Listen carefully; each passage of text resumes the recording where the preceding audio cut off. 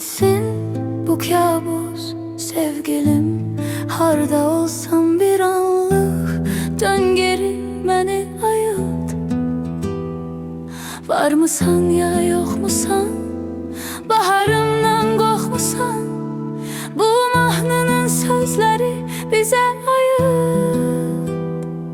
Gülen gözler gördü ve dözmedi, ölərəm demiştim ama ölmedim. Sen yanan küçük bir kıvılcım, ne bileydin sen axı közledi. Qəlbi parça parça yere dağılmış, demə bulutsuz yağış yağırmış. Mən sənlə göylərə uçardım, sensizlik gör necə ağırmış. Bir gün unudur insan, alışır həsrətə belə dözə bilsə, barışır. Yoxluqla olanları görə bilsə, fikrin qarışır. Xəyalımdan üz döndərə bilsə, bir gün unudur insan. Bir gün unudur insan, alışır həsrətə belə dözə bilsə, barışır. Yoxluqla olanları görə bilsə, fikrin qarışır.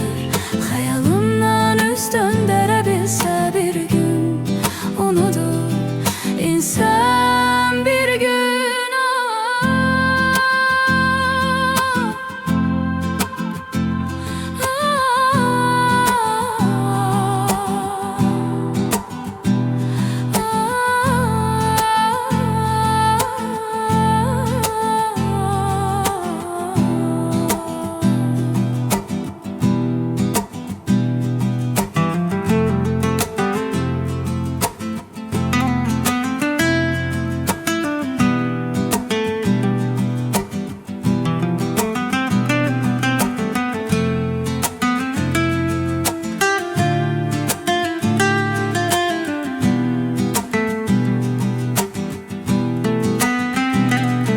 bitsin bu kabus sevgilim, harda olsam bir anlık dön geri məni ayılt.